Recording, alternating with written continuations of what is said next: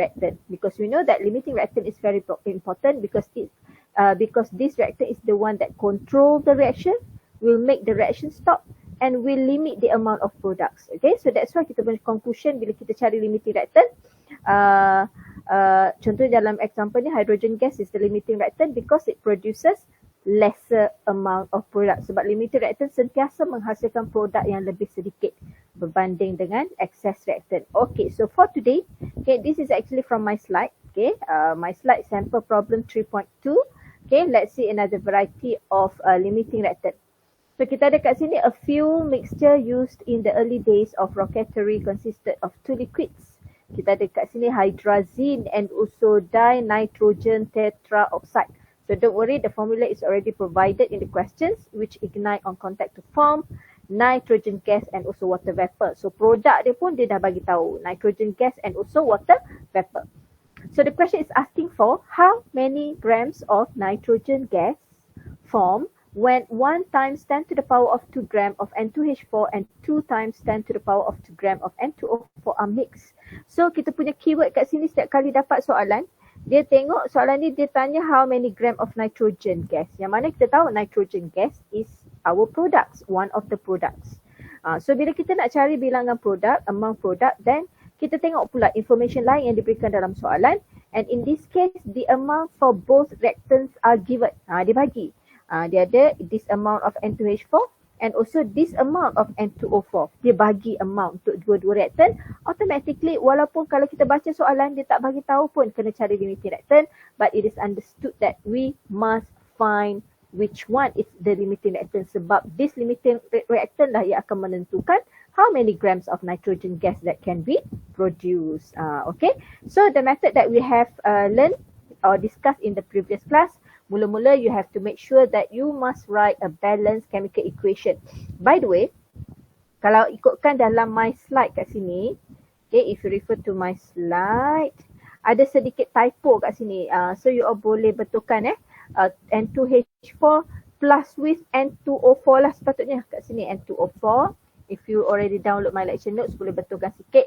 Okay, and then this is the product. Lepas tu kat sini pun salah juga, N2O4 kat situ sebenarnya. Okay, so tolong betulkan. Okay, so let's do step by steps. Okay, so by right, this is our balanced chemical equation, right? Kita ada N2H4 reacted with N2O4 and the products are nitrogen gas and also water. So after doing the inspection as usual, by right, this is our balanced chemical equation ataupun this is our recipe lah yang kita nak follow. Okay, so by right, in this case, kita tahu daripada soalan tu dia dah bagi dah amount for N2H4 berapa dia bagi tadi. Dia bagi 1.00 darab 10 kuasa 2 gram. Dan ini pula dia bagi 2.00 darab 10 kuasa 2 gram. Okay, so dalam case ni, ini adalah mass ataupun amount given in gram. But definitely we know that kita memang tak akan guna gram. Kita akan tukar kepada mole dulu. Okay, so just to share with you kat sini, because I'm teaching a nursing student yang tak ambil basic chemistry, by right dekat sini, which I will share with you later, ada a few formula yang quite important lah when it comes to stoichiometry. So by right nak tukar kepada mole, kita tahulah kita akan guna formula yang ni. Kalau untuk korang memang tak ada masalah sebab you have basic of chemistry. Tapi mungkin kadang-kadang lupa formula mana nak guna. So secara ringkasnya, without using factor label methods, we know that factor label methods can be simplified into formula like this. Okay, so maknanya untuk yang ni, okay sorry silap. Okay, untuk yang ni, what we are going to do adalah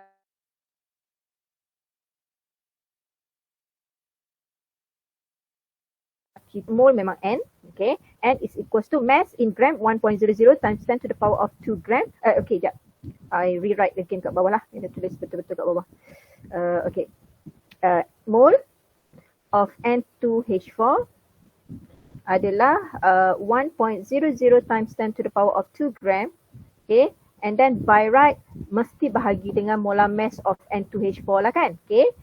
So macam biasa, you tengok dekat periodic table, nitrogen berapa, hydrogen berapa. Tapi sebab kat sini dah ada solution, so at least we can speed up. So ini dia punya molar mass of N2H4, 32.05 32.05 gram per mole. Okay, and then from the solution just now, or you can use your calculator. Boleh tekan-tekan calculator petang-petang ni, tak adalah mengantuk kan. So kat sini kita tengok 3.12. 3.12 mole of N2H4. Okay, macam case sundae ice cream yang kita discuss malam. Kita tahu dia punya recipe adalah 2 scoop of ice cream, 1 cherry, 50 ml of syrup to produce 1 sundae ice cream kan. So dalam case ni kita punya recipe, and then kalau ikutkan yang sundae ice cream hari tu kan kita bukan ada 4 je, tapi kita ada 8 scoops of ice cream, kita ada 6 cherries. So itu adalah ingredient yang kita ada. So meaning that this is the amount yang kita ada, given by the question, right? Diberikan dalam soalan, ini adalah amount yang kita ada. Okay, and then seterusnya kita boleh cari pula mole of N2O4.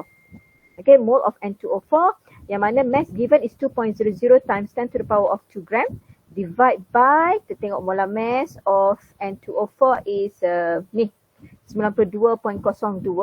Okay, 92.02 gram per mole. Okay, and then tadi berapa kita dapat? The amount is 2.17. Okay, so kita dapat 2.17 mole of N2O4. Sekejap. 2.17 mole of N2O4. Okay, so these are amount given. Okay, so now step pertama kita adalah, in order to find which one is the limiting reactant, we are going to do the comparison. Kita akan kata, what if kalau 3.12 mole of N2H4 yang habis dulu. So what is the maximum amount of products that can be produced, right? So daripada kita punya equation tadi, kita tengoklah, okay, daripada kita punya equation 2 mole of N2H4 akan menghasilkan what is our target product here. Dalam soalan kata, dia tanya pasal nitrogen. So dalam equation kita ni, kita memang ada 2 products. Tapi yang ni kita abaikan je lah sebab soalan tak tanya yang berkaitan dengan water. So we just simply focus on the nitrogen gas, right? So daripada equation ni, balance equation, 2 mole of N2H4 akan produce 3 mole of nitrogen gas. So amount yang kita ada adalah 3.12 mole of N2H4. So yang ni macam biasa kita ambil ni darab 3 bahagi 2. So what is the value yang you all dapat? Yang ni kira.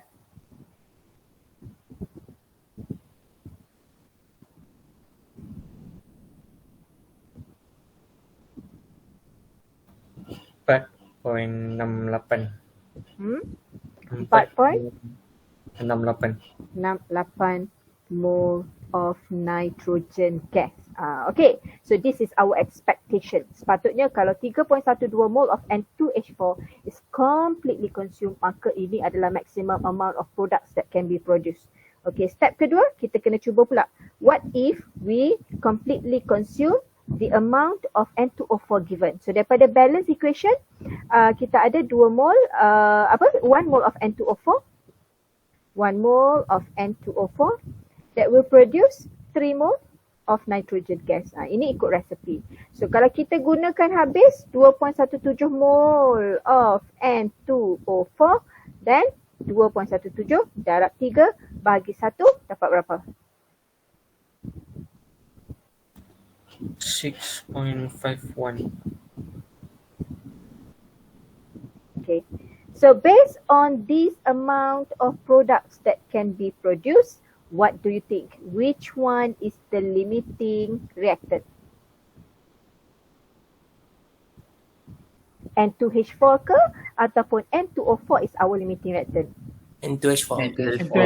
N2H4 is our limiting reactant. So you kena bagi tahulah. So in this case, N2H4 is the limiting reactant. Kenapa? You always must state the reason. Kenapa kita pilih N2H4 as our limiting reactant? Because it produces lesser. Yes. Lesser amount of product. Okay. So you akan dapat markah tahu on your conclusion here. Biasanya kita akan memang bagi markah satu dekat step ni. So that's why please ensure that you write the reason why you choose that reactant as your limiting reactant. So but this is not the final answer yet, sebab soalan tanya how many grams of nitrogen gas that can be produced. But automatically bila kita dah tahu N2H4 is our limiting reactant, then we know that this is the amount of nitrogen gas that can be produced, maximum amount kan. Sebab bila N2H4 habis, then automatically our reaction will stop. So itu adalah maximum amount of nitrogen gas that can be produced. Cuma soalan ni dia nak in gram. So mass in gram of nitrogen gas produced, cara dia adalah kita akan ambil number of mole tu 4.68 mole darab dengan molar mass of nitrogen gas. So bagi tahu dekat media, what is the molar mass of nitrogen gas?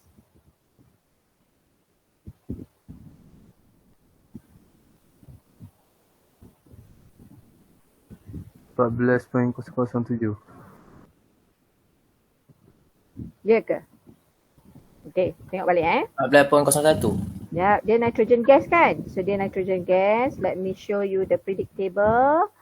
Okay, so you can see now kita adalah nitrogen kan? N2. Mana nitrogen mana? Ni 14 ni kan? 14. Darab 2. Tapi dia darab 2. Dia kena darab 2 lah sebab dia N2. So mesti darab 2. So tadi 14.01 kan? So you just take as it is. So yes, that's correct Ahmad Adham. Tapi cuma kan Media cakap biasanya dalam quiz atau dalam final exam you are going to use this predict table. So you guna je nilai yang dalam predict table yang dalam workbook ni. So dia sebab dia letak kat situ 14.01, maknanya kat sini 14.01 lah guna. 14.01 darab 2. Okay? So berapa gram yang kita dapat kat sini?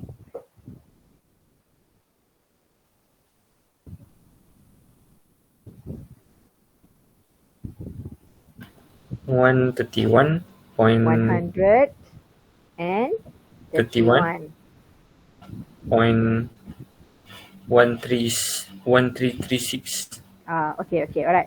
So yang ni you can simply write the answer as 131 gram. Okay, sebab dia 0.1 je tadi kan. Okay, so 131 gram of nitrogen gas. Okay, so ini adalah jawapan kita. Sekejap, I have some correct. You all nampak okay ke screen madam? Okay. Okey madam. Okay. Sebab on my screen dia terkelip-kelip. Okay, sekejap. Okay. So you all nampak okay lah kot. Alright, so this is the answers yang kita nak lah. Okay, so do you have any questions on how to find limiting reactant? Clear ke?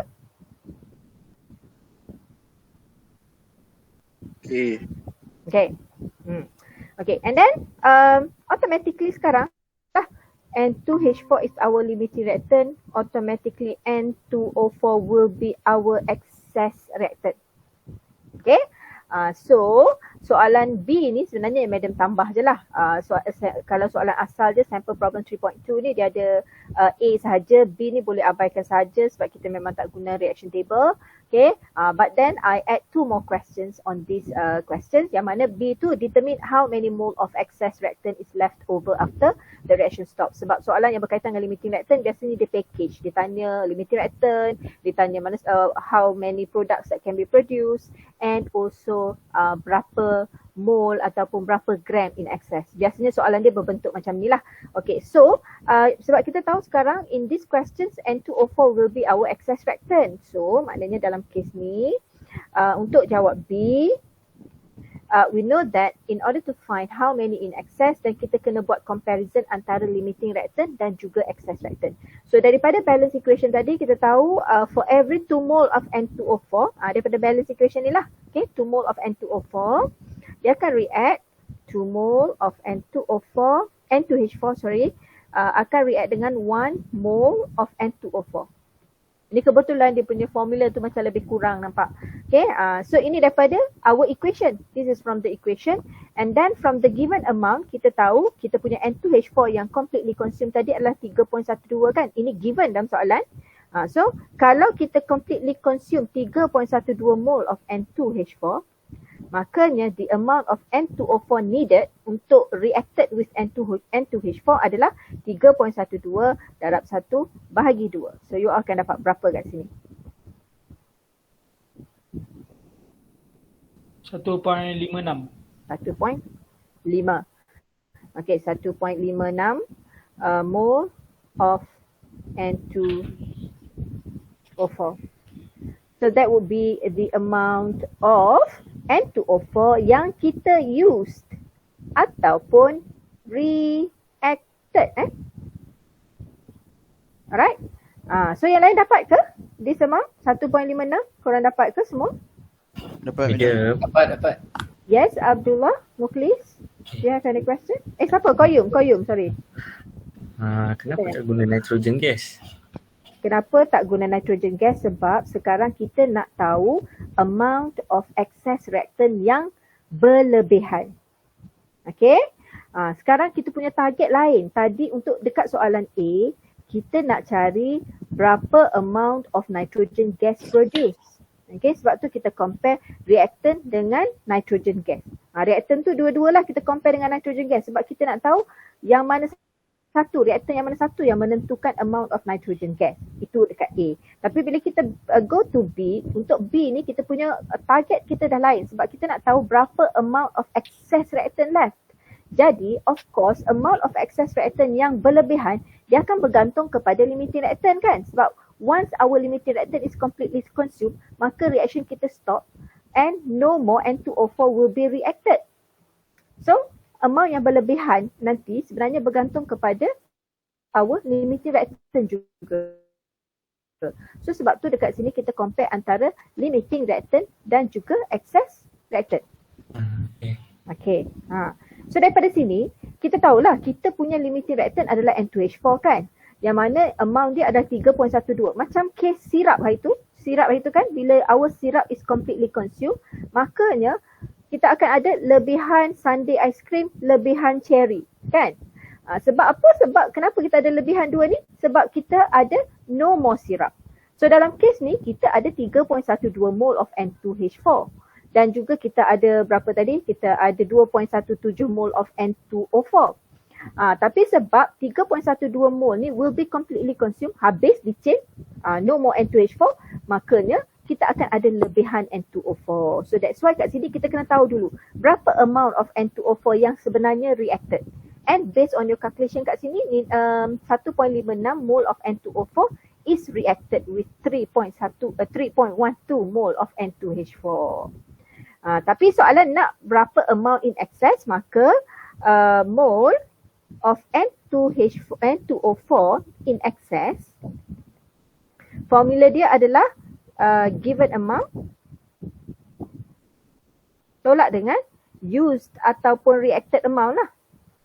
Kan? So given amount tadi adalah 2.17 mole. Tolak dengan yang kita guna cuma 1.56 mole. So berapa banyak lebihan dia? 0.61.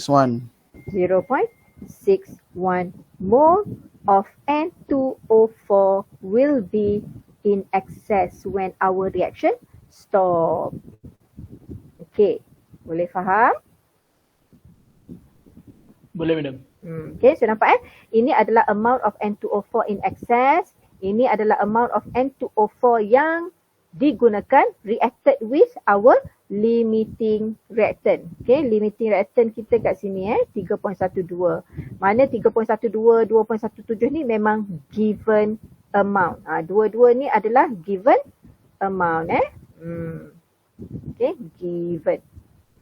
Alright. Boleh? Any questions that you want to ask? No.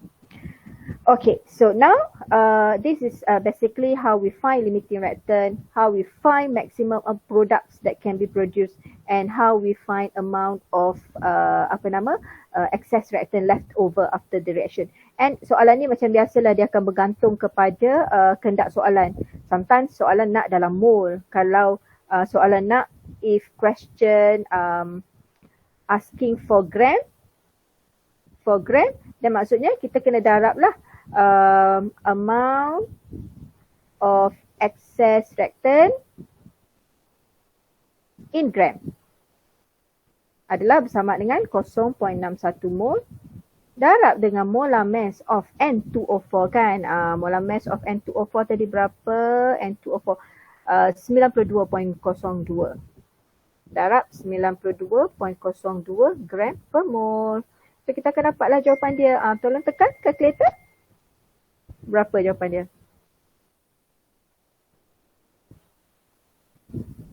Kos 56.13 gram.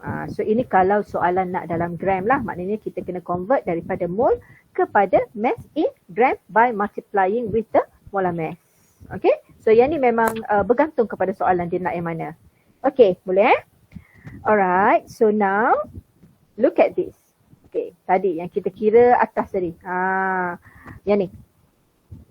Ini adalah amount or mass in gram of nitrogen gas that can be produced, right? Yang can be produced maksudnya once our limiting reactant is completely consumed, our reaction stop and this is the maximum amount of products that can be produced, yang mana this is actually our expected amount. Yang kita expect boleh dihasilkan. And we know that our calculation here adalah based on our balanced chemical equation. Kita tengok pada balance equation sahaja, kita buat calculation and this is our expected amount ataupun kita panggil dia sebagai theoretical yield. Theoretical yield. Yield atau produk samalah Okay, theoretical yield. Maksudnya this is our expectation. Tetapi bila kita masuk ke lab, okay, when you go to the lab, okay, we know that of course when we do experiment, there will be possibilities of doing errors. What kind of errors yang you all tahu?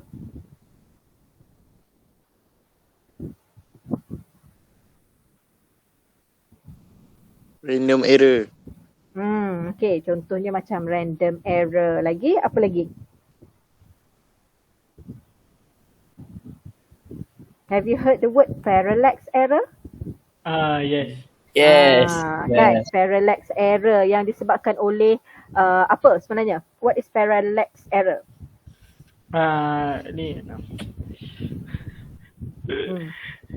Kedudukan apa? Mata. Yes, Meniscus. kedudukan mata. Meniscus level, yes.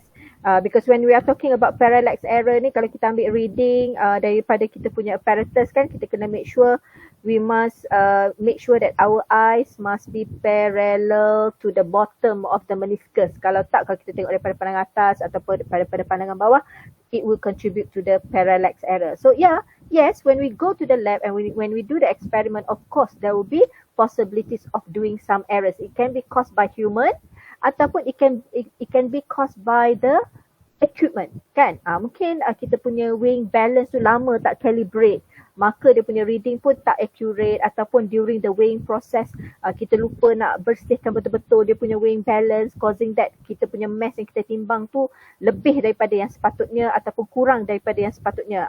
Contohnya kalau kita guna container yang panas, so by right kalau kita guna container panas dan timbang, berat yang kita dapat tu sebenarnya berat yang lebih ringan. So these are some of the possibilities of errors that can be done in the lab. So maknanya yang tadi yang kita expect dapat 131 gram tu, that is only theoretical. Tetapi bila kita masuk lab, sebenarnya dalam soalan ni dia bagi tahu the percentage, the actual yield. Dia bagi tahu kat sini.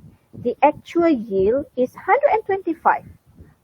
Timbang produk kita dapat cuma 125 gram saja. So this question asking us to calculate the percentage yield. So macam mana kita nak calculate the percentage yield? So you can refer to this slide. Okay. Ini kita panggil sebagai reaction yield ataupun percentage yield. So theoretical tadi Mada dah cerita lah, dia semata-mata daripada balance equation, kita tak buat eksperimen pun, ataupun kita boleh katakan kita punya expected product. So dia macam konsep expectation versus reality itulah. So macam contohnya kalau you all buat sundae ice cream, you punya expectation dapat satu complete sundae ice cream yang sedap. Tapi rupa-rupanya buka peti, tengok okay, ice cream bukan vanilla ice cream tapi yang ada strawberry ataupun mungkin cherry, dah beli minggu lepas, dah rosak dah rupanya. So it will cause you to get a different kind of product. Maksudnya produk tu low dari segi quality, daripada kesedapan dia berkurang. So daripada sini kita boleh kira sebenarnya by calculating the percentage yield, we are actually calculating the accuracy of the experiment lah. So formula dia kena ingat actual divide by theoretical, and biasanya actual yield will be given. Soalan akan beritahu lah ayat dia it is being processed by the apa-apa, so it will produce berapa gram, so that will be showing us that is actual yield. Tapi soalan kadang-kadang boleh tukar-tukar, dia bagi theoretical and suruh you all cari actual, so itu just a simple mathematics. Tapi by right, of course you should understand and you should know how to use this formula. So kalau gunakan formula yang tadi, based on this question, kita punya theoretical B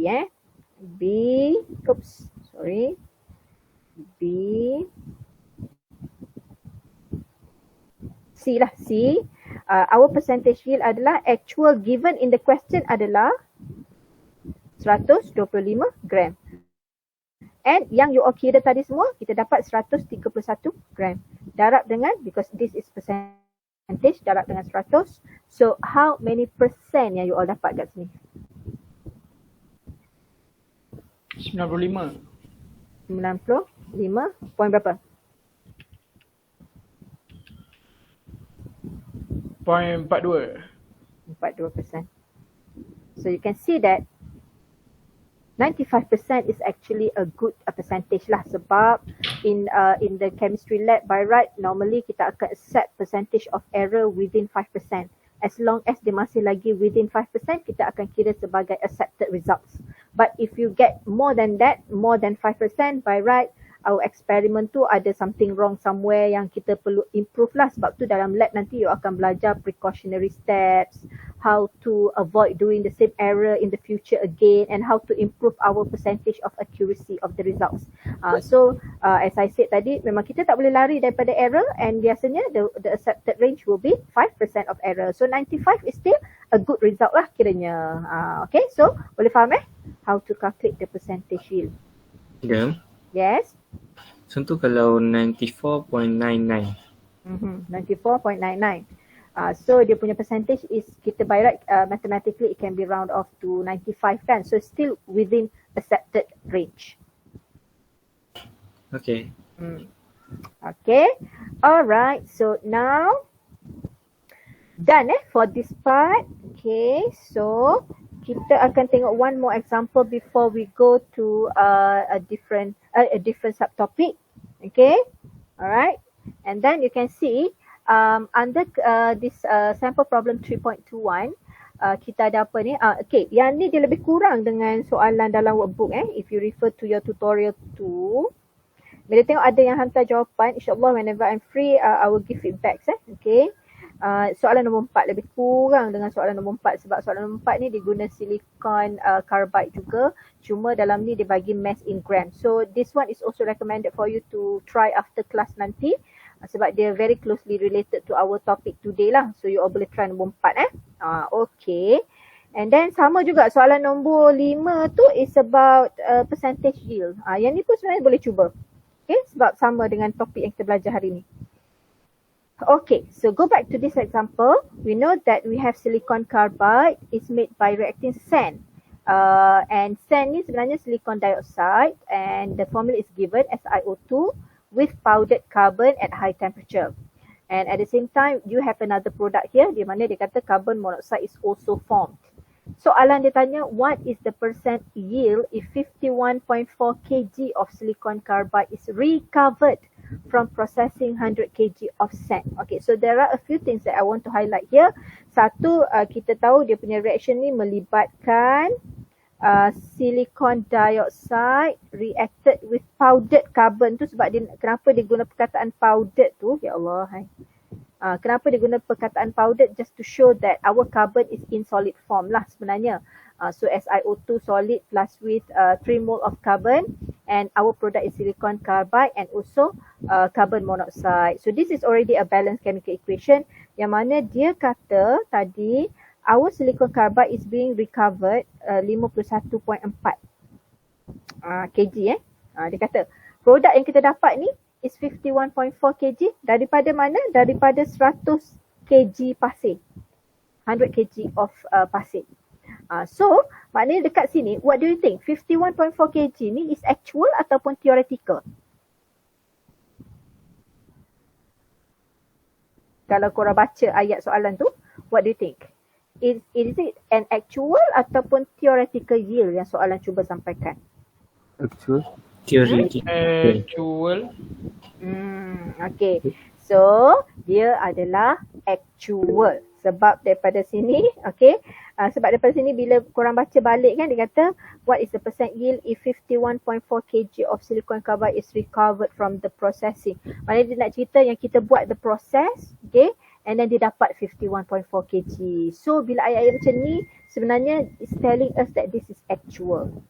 Okay, actual. Maknanya kita dapat 51.4 ni daripada proses dia. Bukan daripada balance chemical equation lah sebenarnya. Okay, so this 51.4 is our actual yield. So kita dah ada actual and, sorry, ni masalah macam biasa lah ni. Dia tak tally. Okay dah. And then, okay, ini satulah yang Medan nak highlight. This is actual. Kedua dia bagi tahu ke tadi, kita ada 100 kg of silicon dioxide. And is there any information given on the carbon? Ada tak dia bagi tahu berapa amount carbon?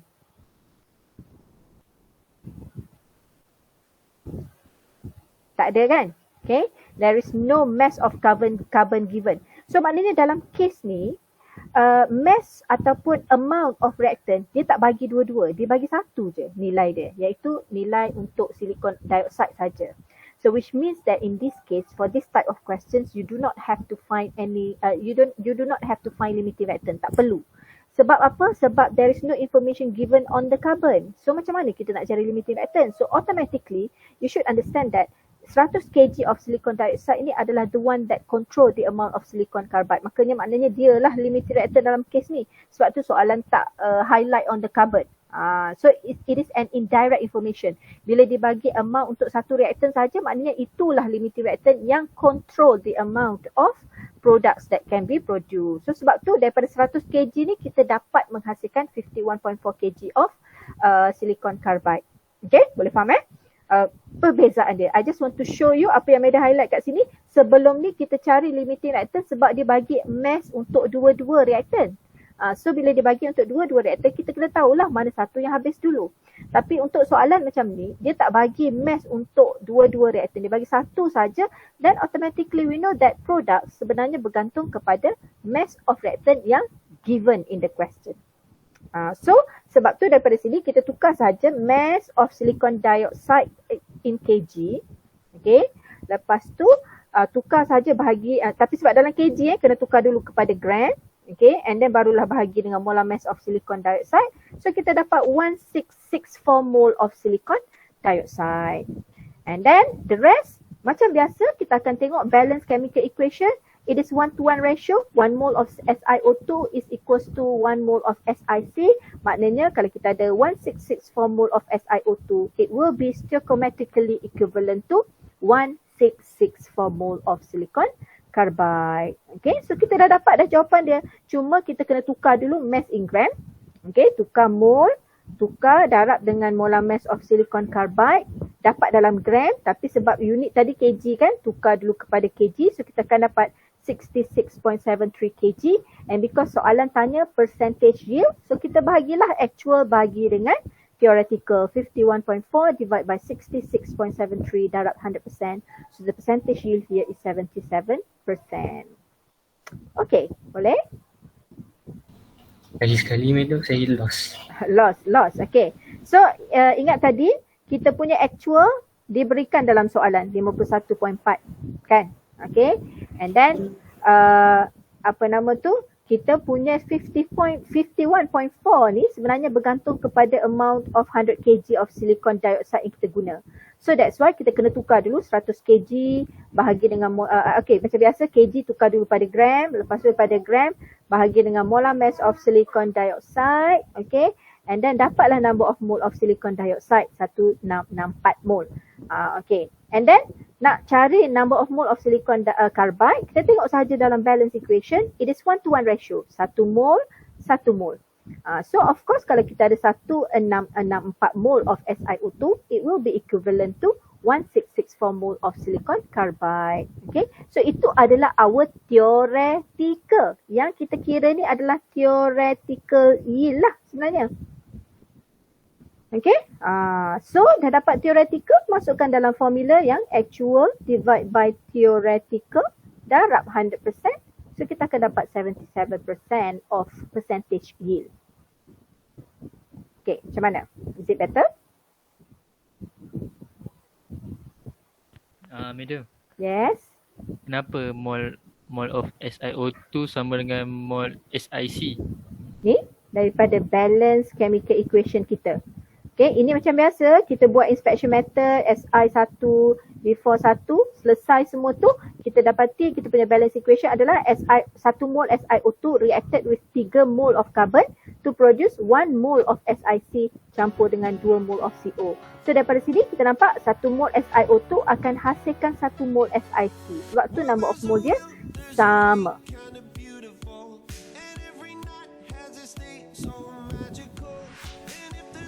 Okay.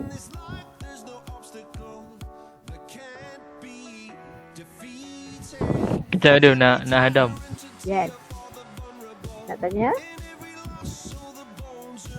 Nak tanya ke?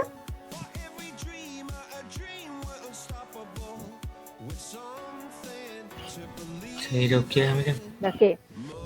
So yang lain-lain ada tanya, ada tak ada? Tak ada soalan So can I proceed to the next one?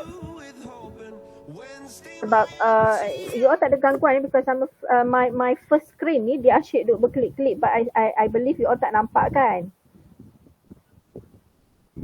And then ada lagging-lagging ke bila madam bercerita ni, ada lagging tak? Tak ada. Tak ada Okay. Alright, so I got distracted by my screen ni sebenarnya dia duduk kecil besar, I don't know what's the problem. Okay, so let's move to the next subtopic, okay. So ini insyaAllah will be our last subtopic of topic 2. But then sama juga macam ada bagi tahu awal-awal dalam topik ni memang banyak calculation lah. Okay, so yang ni this is actually a very basic calculation sebenarnya yang memang kita guna dalam chemistry ni. So it is very good kalau you all rasa okay dulu masa sekolah tak berapa nak faham berkaitan dengan concentration, formula nak guna formula apa. So this is a very good refresh untuk you all lah sebenarnya. So under solution stoichiometry, as we know that our reaction in this topic yang three major of reaction, acid base, redox and also precipitation, semua ni berlaku dalam aqueous form. Aqueous form maksudnya dia berlaku with the presence of water. So that's why bila berlakunya reaction dalam water ni, then kita kena tahu some information yang related to the concentration. So kita panggil dia sebagai concentration. So for the concentration, okay, biasanya generally kita kata the concentration of solution is given by the quantity of solute present in a given quantity of solution. So there are a few terms yang you all kena faham kat sini. Solute adalah bahan yang kita nak larutkan. Contohnya kalau you all nak buat air jap lagi. So you nak masukkan dalam cawan ni gula kan. So this sugar adalah our solute. Okay. And then kat dalam ni kita bubuh air. Okay. So water here will be our solvent. Pelarut dia. Solvent. And for information, solvent ni it can be, water is a universal solvent, tapi dia boleh jadi ada polar solvent, ada organic solvent. Tapi untuk topik kita ni kita memang fokus on sebab it is an aqueous reaction kan. So our solvent will be always water lah sebab it's an aqueous, so water. Water will be our solvent, pelarut dia. Okay, and then a combination of sugar dengan water, lepas tu kacau, sampailah dia form a homogeneous solution yang betul-betul larut. Dan kita panggil dia sebagai solution. So 3 terms ni kita akan guna. Solute, solvent dan juga solution. So concentration ni sebenarnya banyak cara kita nak express dia, tapi one of the common way to express concentration adalah molarity. Pernah dengar kan molarity ni? Okay. So molarity M besar ataupun you can call it as molar is actually come from formula dia adalah moles of solute. Mole of solute. Mole ni biasanya kita boleh guna N lah. Moles of solute bahagi dengan volume of solution. Volume of solution. And in this case, volume must always be in liter. Jadi formula dia kat sini M is equals to N bahagi V. So kita kena make sure V must always be in liter. And then mungkin dekat sekolah dulu, you all selalu guna formula like N is equals to MV, betul? Ada guna? Ada, madam. Okay. MV over 1000. Okay.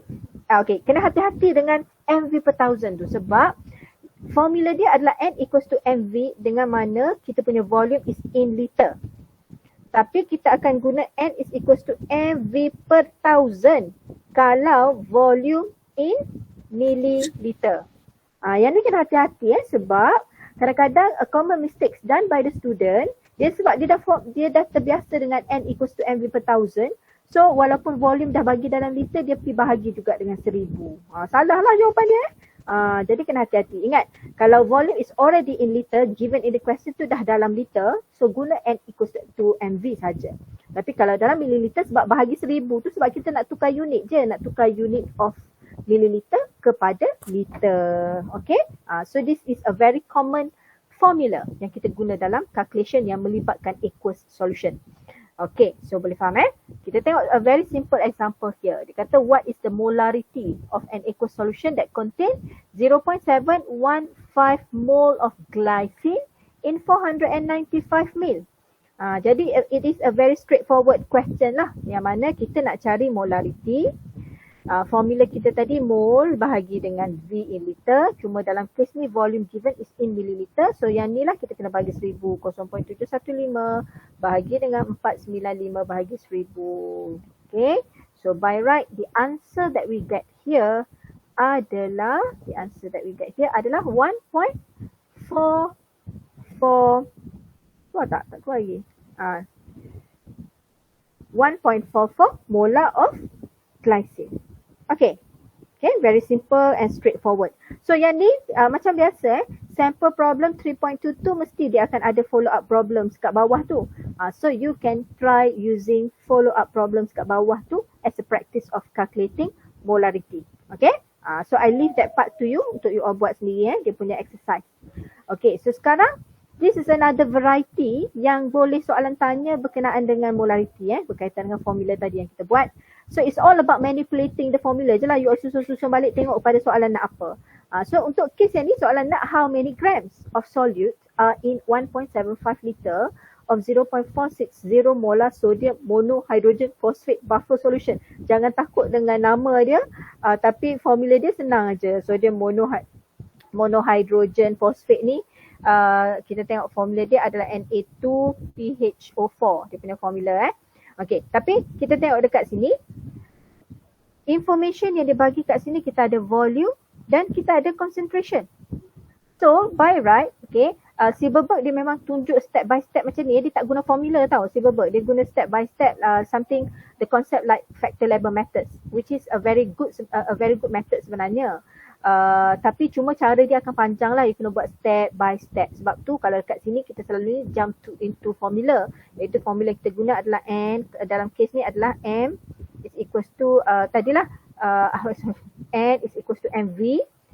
And kebetulan dalam soalan ni kita nak cari N. So kita tak perlu rearrange our formula. Masukkan sahaja 1.75 darab dengan 0.460. Kita akan dapat jawapan. Tapi ini dalam mole. Yang ni lah kita akan dapat 0.805 mole of N2HPO4 by using formula. Masukkan sahaja kan. And then because soalan nak dalam gram, so kat bawah tu adalah kita darab dengan molar mass of Na2HPO4. So jawapan dia adalah 114 gram. Okay. So do you have any questions based on this sample problem 3.23? No, madam. No, Okay. Alright. So now, this is also closely related to our concentration lah. Concept concentration ataupun molarity.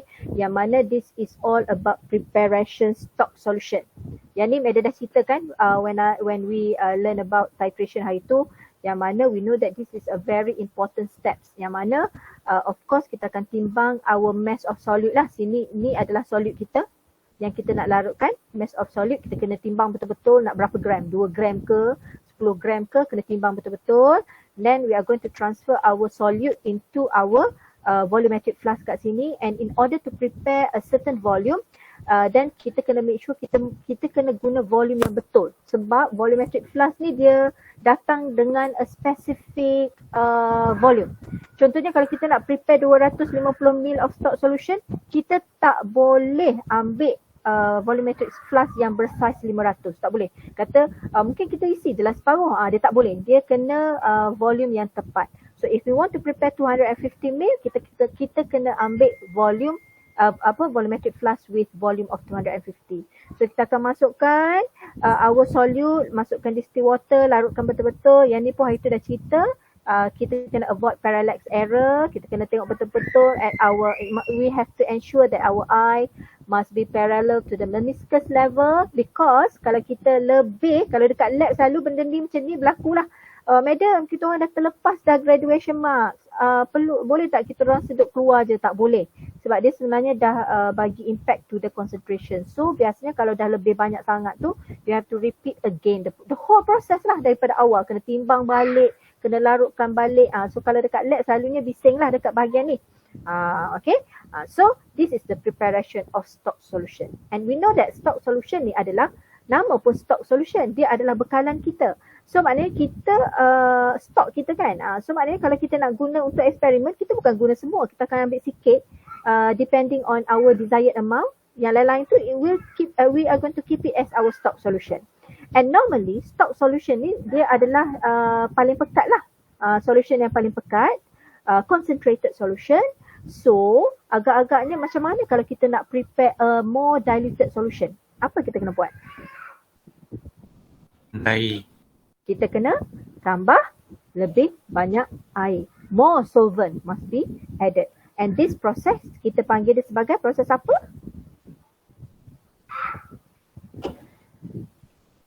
Pencairan kan? Cairan.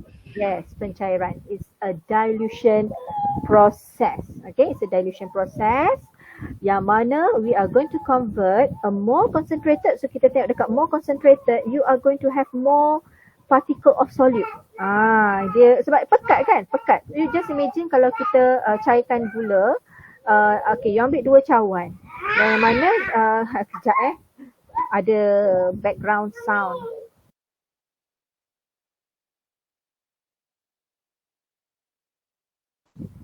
Okay, alright. Biasalah petang-petang ni budak-budak pun memang dah tak boleh nak duduk diam-diam. Macam korang lah mungkin fokus pun dah terganggu dah petang-petang ni kan. Okay. So kalau kita tengok balik to our concentrated solution ni, kita akan ada a more particles of solute inside our solution. Sebab dia pekat. Contoh yang Madam cerita tadi, kalau you all ada 2 cawan and then dalam cawan tu dua-dua you isi 250 ml of water. Cuma dekat cawan satu tu you all tambah 10 tablespoon of sugar. And then cawan kedua you all tambah cuma 2 tablespoon of sugar. So yang mana kita tahu yang kita tambah lebih banyak gula tu yang akan menghasilkan larutan yang lebih pekat, betul kan? So maknanya itu adalah a more concentrated solution sebab dia ada lebih banyak gula, more solute. So that's why in the concentrated solution you are going to have more particles of solute. So to reduce that, okay, kita dah tak boleh keluarkan dah particle of solute kita sebab kita dah larutkan dia. Kita dah tak boleh keluarkan. Kalau kita masukkan 10 sudu gula dan cairkan, kita larutkan dia, dah tak ada gunanya lagi kalau kita nak keluarkan gula tu sebab dia dah larut. So the only way for us to cairkan adalah dengan tambah more water. Tapi bear your mind, bila kita tambah more water pun, sebenarnya number of mole of particle yang berada di dalam solution kita tu will remain the same. Jadi kadang-kadang sebab tu kalau untuk yang kontrol minuman manis tu, dia akan fokus on berapa sudu. Sebab walaupun katalah 10 sudu gula tadi, okay, of course kalau you letak cuma 250 ml air, kalau you minum manis. Tapi kalau you tambah air 1 liter, then dia akan kurang manis kan. Tapi moles of sugar yang berada dalam air tadi sebenarnya sama je. Kita cuma tambah solvent sahaja. Okay. So number of particle will remain the same. Cuma yang bertambah adalah volume of our solvent. Okay. Alright, so dalam kes ni, formula apa yang korang boleh recall berkaitan dengan pencairan? M1 V1 sama dengan M2 V2. Yes, okay, very good. M1 V1 equals to M2 V2, yang mana this one representing a more concentrated, yang ini pula representing a diluted solution. Tapi as I said tadi, dia sebenarnya datang daripada N is equals to MV lah, dia punya formula. So dalam kes ni cuma kita ada dua condition, M1 V1, M2 V2. So sebenarnya number of mole, it is actually equals to number of mole, yang mana number of mole of solute sebenarnya remain the same, sama, yang macam Meda cerita tadi lah. Okay, so example of using M1 V1 equals to M2 V2 can be described by sample problem 3.24, but you can see if you look at the solution dia memang panjang sebab memang Silverbird dia tak guna formula. Dia akan buat step by step. Okay, so for a detailed understanding sebenarnya bagus you all tengok dekat method done by the Silverbird. Cuma what I want to show you is how to solve this question by using M1 V1 tadi. Sebab guna formula dia lebih cepat, lebih jimat masa and sesuai lah untuk exam dan juga quiz. Okay, so dekat sini kita ada isotonic selene 0.15 molar aqueous solution of NaCl. So nama glamour dia isotonic selene, tapi dalam tu dia ada NaCl. Okay, and isotonic selene ni sepatutnya dia punya concentration adalah 0.15 molar. Okay, so soalan tanya, how would you prepare 0.80 liter of isotonic selene from a 6.0 molar? So kalau kita nak guna formula M1 V1 equals to M2 V2, by right kita tahu our stock solution kat sini which is 6 molar, and by right kalau you all compare dengan concentration yang lagi satu pun nampak kan kita punya stock solution lebih pekat, dan we know that that is our M1. Kita masukkan kat sini 6.0 molar. Okay, and automatically 0.125 molar will be our M2. So now my question is, what do you think? 0.8 liter ni adalah V1 ke V2?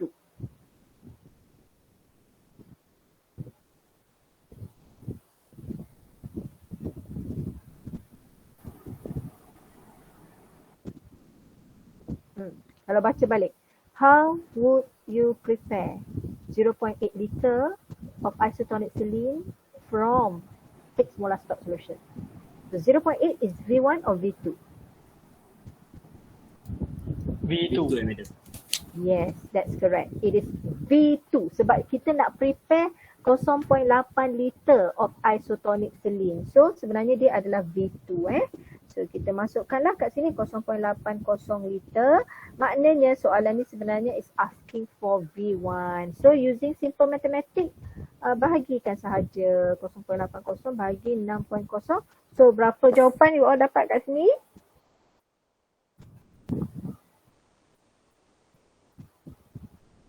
Kosong point kosong dua liter. Okay. So kalau if you compare with a solution given by our textbooks, nampak dia buat step by step, dia cari bilangan mole dulu sebab bilangan mole dia sama M diluted V diluted equals to M concentrated V concentrated. Cuma kita tak guna concentrated diluted, kita guna M1 V1 equals to M2 V2. Which is sama dengan number of mole of solid. Dia cari dulu bilangan mole, lepas dapat bilangan mole dia bahagilah dengan concentration of stock solution. Stock solution tadi kan dia bagi 6 molar, so this is stock solution untuk dapatkan volume. So it's either way, you nak guna step macam ni boleh ataupun nak guna M1 V1 equals to M2 V2. But I believe all of you pun memang dah terbiasa dengan formula M1 V1, then you can stick to that formula, tak ada masalah. Okay. So yang ni okay, tak ada masalah. Yang ni you can simply skip sahaja. So let's see this Let's see this. Okay, yang ni I would like to go to the previous slide sekejap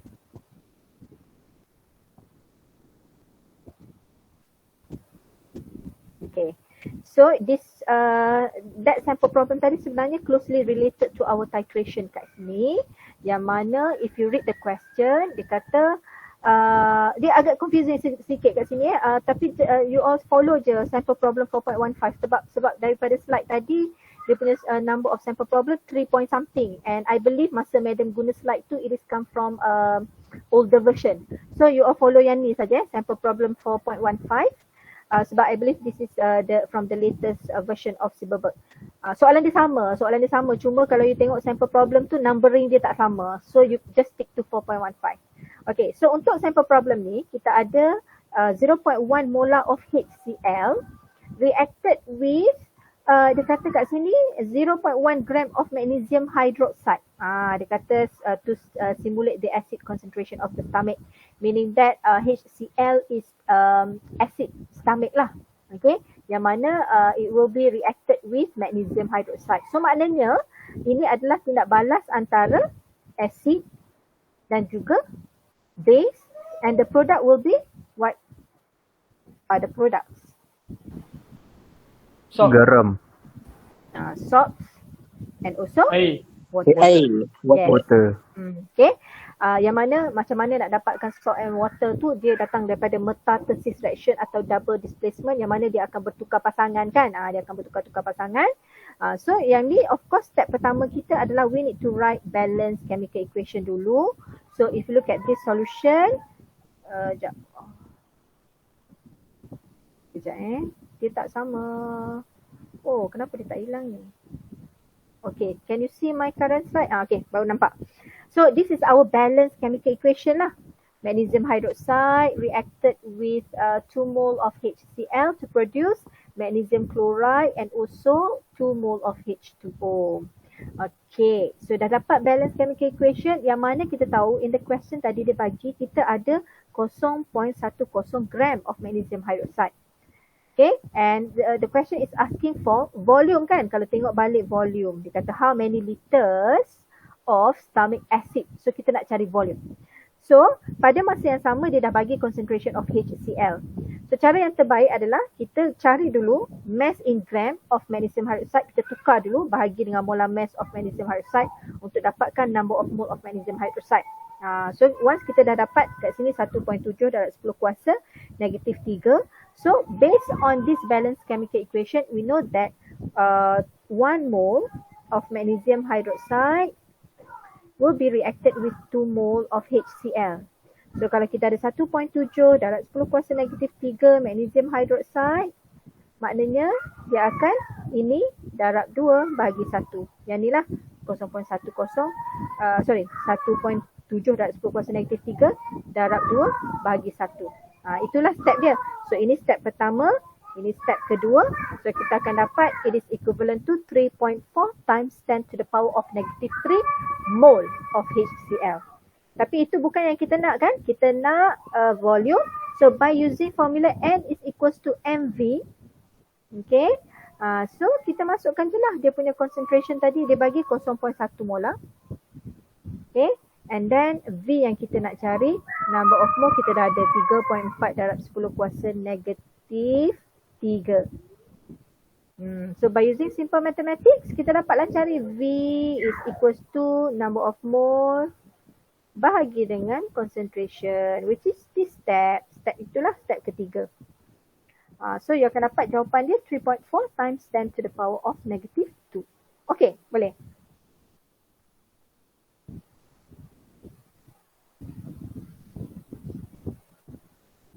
Okay ke semua?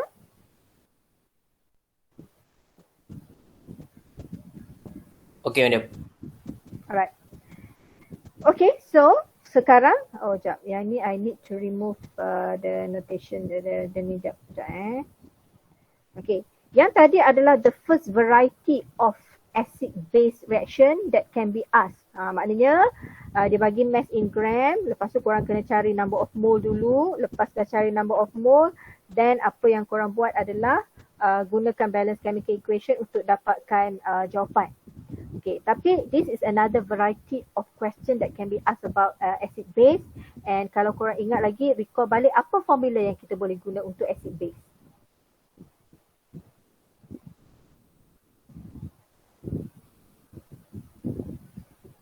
Tapi ingat, MA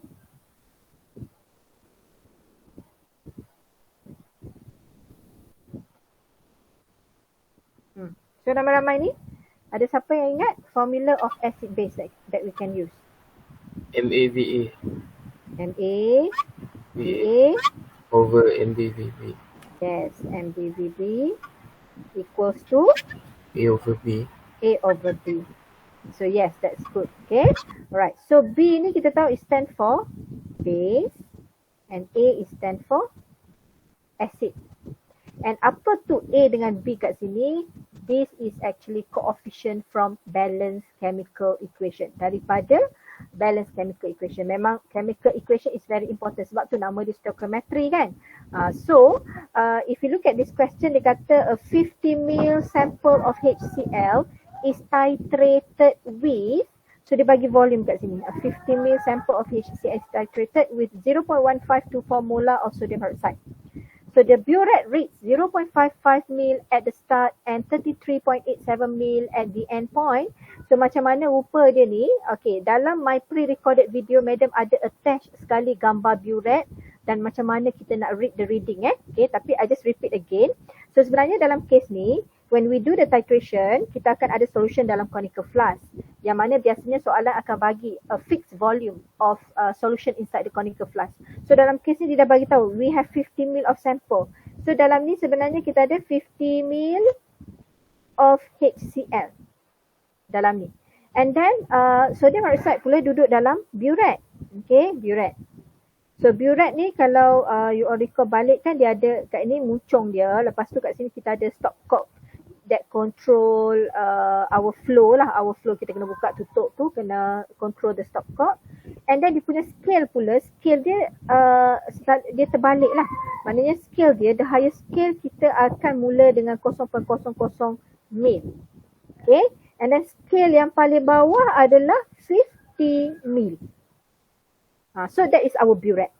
Okay, lepas tu bila kita isi sodium hydroxide kat dalam ni, so kat dalam ni kita akan isi sodium hydroxide, okay, with concentration of 0.1524, yang mana kita mulakan reading kita. Kita isi tu, dia punya initial reading adalah 0.55.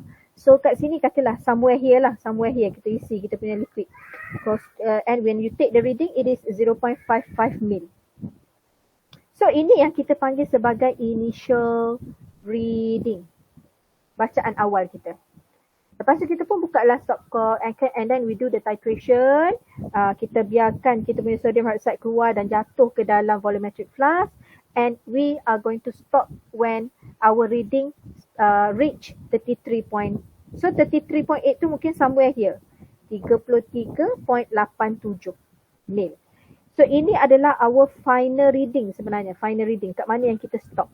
So volume yang kita dah keluarkan ni, yang kita dah keluarkan masuk dalam volume dalam kita punya conical flask adalah cara je kita nak cari, kita kena cari different antara initial dan juga final reading. Okay, so maknanya dalam case ni volume used in the titration adalah final reading tolak dengan initial reading. So final reading kita adalah 33.87 tolak dengan initial reading kita adalah 0.55 mil. So kita akan dapat berapa different dia you all dapat. 33.87 tolak 0.55.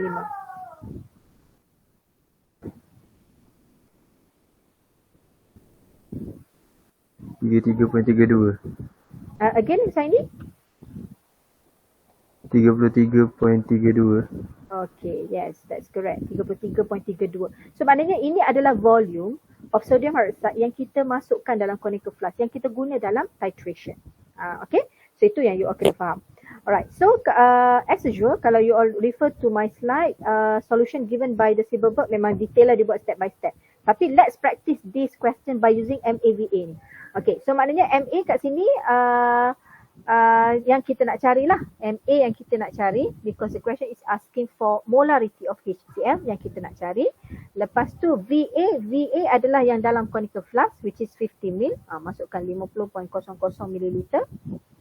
Lepas tu MB pula, MB dia dah bagi 0.1524 molar. And then VB adalah yang kita kira ni lah, volume yang kita guna dalam titration. So masukkan 33.32 mililiter. Yang ni tak payah tukar unit pun tak apa sebab unit ni can be cancel out, right? So boleh remain as mililiter. equals to A dengan B ni datang daripada balance chemical equation. So if you refer to the balance chemical equation, ini adalah B, ini adalah A. Ni A, ni adalah B. So how many mole of sodium hydroxide? Based on balance equation? 1. 1. And then HCl is also 1. 1. So it is 1-to-1 ratio. Untuk soalan ni senang lah because it is 1-to-1 ratio. So it is equals to 1/1. So to solve the MA, then macam biasalah just a simple mathematics. You all pindah ke sana, bahagi dengan 50. So berapa jawapan you all dapat? Tekan calculator tengok dapat sama tak kalau kita guna formula.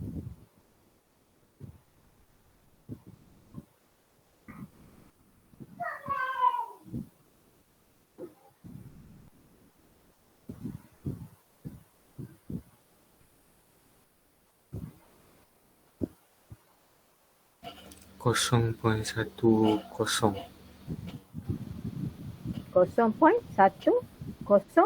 Ada satu lagi number kan? 2. 0.10. 2. And it is in molar. So itu jawapan kita lah. That is the concentration of HCl. And kalau you all refer dekat solution provided by the Silverberg. Yes. Dalam soalan dibagi molarity for decimal places. So maksudnya adakah kita perlu bagi for decimal places juga ke?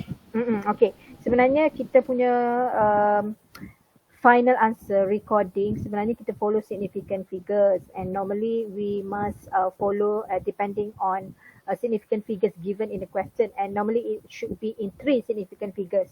Okay, tapi sebab Madam cakap awal-awal lagi dalam chemistry kita at this level lah sebenarnya kita not really emphasize on correct significant figures. Tapi biasanya you all kena tengok jugalah daripada dalam soalan tu dia bagi berapa decimal places kan. So that's why kalau you all tengok jawapan yang provided by the Silverberg, dari slide ni tak keluar dekat korang. Dia dah ke depan oxidation, sorry this is always my technical problem.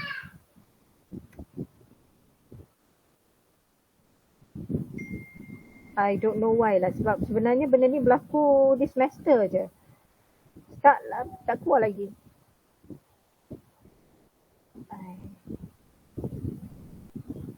Baru sama. Okay, so korang tengok kat sini jawapan dia bagi 0.1016. Tapi if you record your answer tadi sebagai 0.102, but your final answer is still accepted. Sebab kita at chemistry 1 ni kita not really emphasize on recording. Cuma kita tak nak lah kalau korang letak dia sebagai 0.1 sebab that's why as I said you all kena tengok juga figures given in the question. Okay, boleh? Allah boleh. Okay, so sebab tu rule of tips lah kiranya kalau berkaitan dengan amount, mole, volume, biasanya you must record your answer 3 to 4 decimal places macam tu lah. Okay, alright, so maknanya for sample problem 4.16 ni you can actually solve it by using step by step macam ni ataupun by using formula of MAVA over MBVB equals to A divided by B. Mana-mana pun method pun boleh. Okay. Alright. So done for the titration. So by right kalau you all nak tengok balik list of formula yang kita memang perlukan dekat bahagian concentration ni ada a few. Like for example M equals to N over V. And you can rearrange it so that you can use in the form of N equals to MV ataupun N equals to MV per thousand, right? Lepas tu kalau soalan tu berkaitan dengan dilution, kita tahu kita boleh guna M1V1 equals to M2V2 ya, dengan syarat you all tahu sebenarnya nak cari V1 ke V2 ke, kena baca betul-betul soalan. Okay, and then last but not least yang tadi adalah untuk berkaitan dengan acid base, formula yang kita boleh guna adalah NaVA over MbVb equals to A divided by B. Okay, and then kalau tengok pada soalan dekat dalam workbook ni, I think you can also try soalan yang ni lah. This is number 5.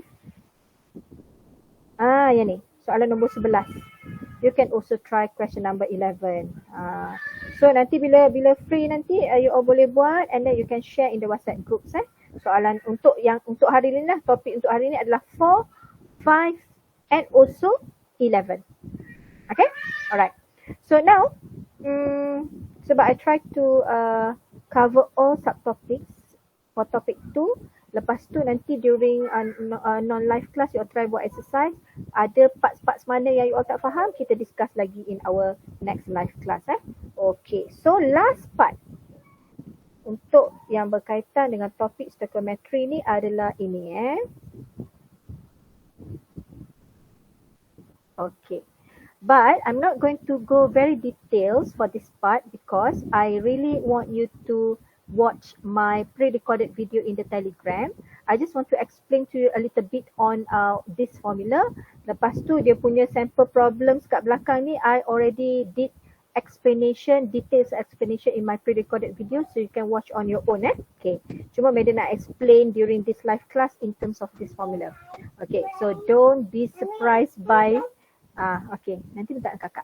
Okay, so don't be surprised by referring to this table. Sebenarnya molarity is not the only way we express concentration. Sebab kadang-kadang kalau you all tengok dekat chemical bottles, tengok kat belakang, dia tak bagi pun dalam unit molarity. Molarity ni unit dia molar besar ni, M besar ni, unit dia is always mole per liter. Mole per liter. Ataupun mole per decimeter cube. Ataupun you all boleh tulis mole per liter ataupun mole per decimeter cube. Ni unit-unit untuk molarity. Sebab kita guna formula dia mole of solute divide by volume in liter of the solution. Okay, alright. Give me one moment je.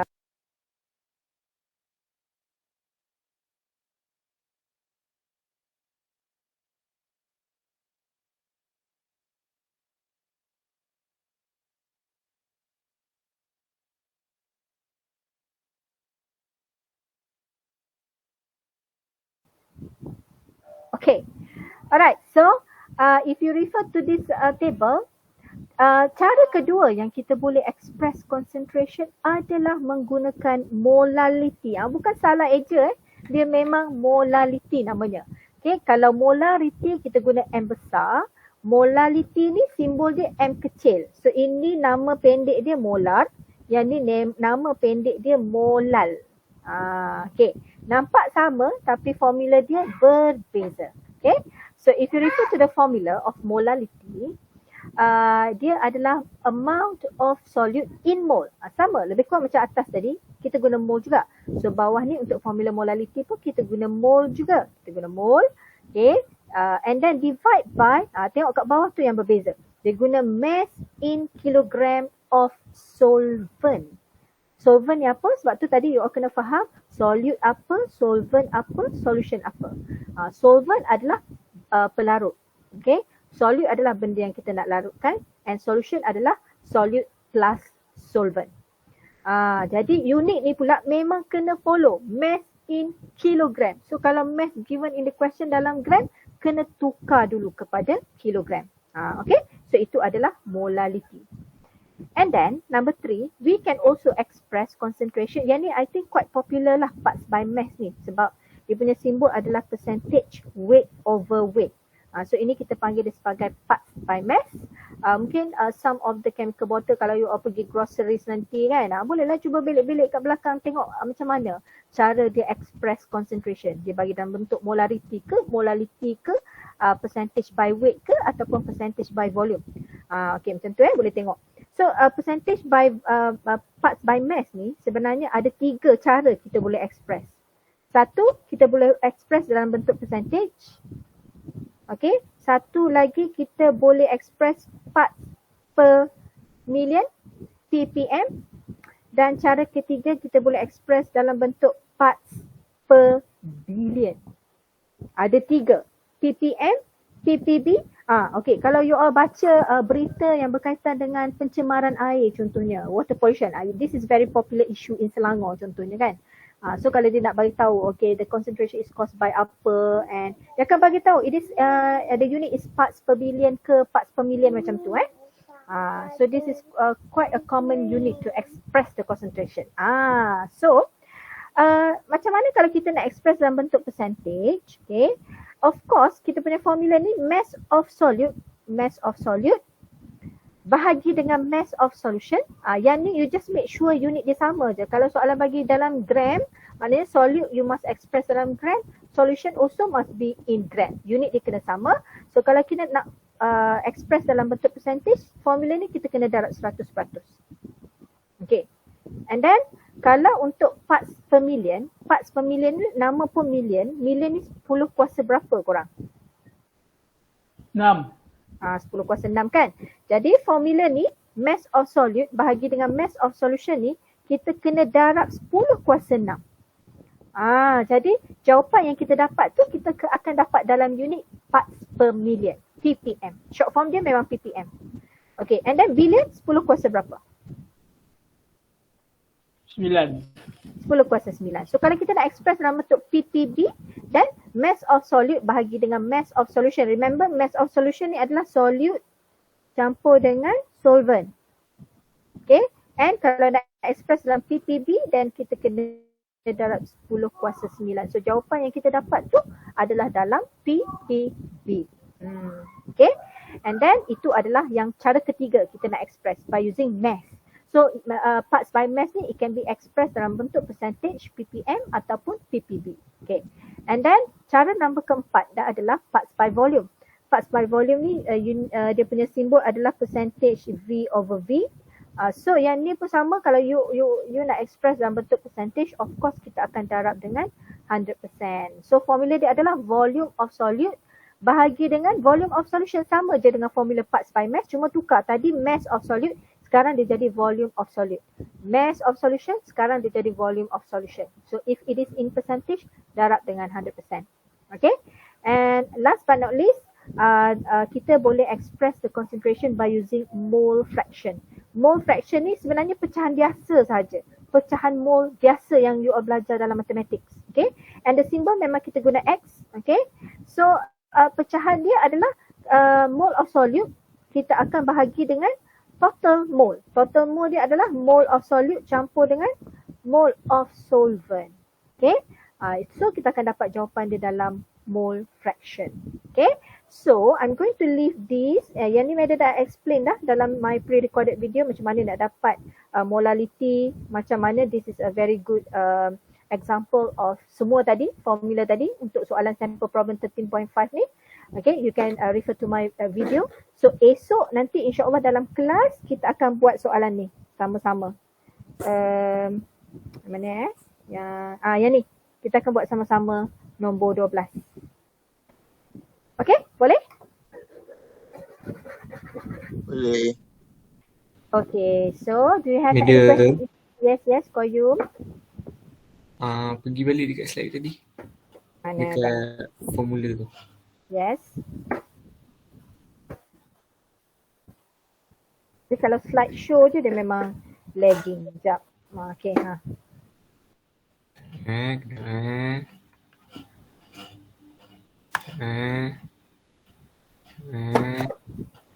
Dapat? Okay dah. Okay dah. Okay. So, Madam, yang parts per volume tu dalam liter ke mililiter madam? okay. So konsep dia sekarang unit dia kena sama atas bawah. Tu je. Oh, okay. Tetapi untuk formula yang dia memang bagi specific unit like molality dan molarity, memang kita kena follow the unit. Volume must be in liter, mass must be in kg. Okay? So you all tengok video macam mana nak jawab sample problem yang belakang ni, and then esok kita akan buat latihan menggunakan our questions from the workbook. Okay? So do you have any other questions that you want to ask?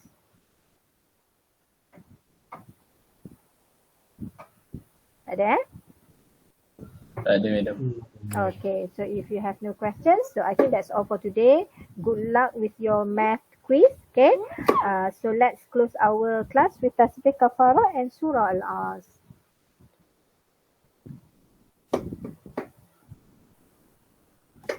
Thank you, madam. Okay, madam. Assalamualaikum warahmatullahi wabarakatuh. Waalaikumsalam. Thank you, madam. Thank you, madam. Madam. Thank you, madam. Thank you, madam.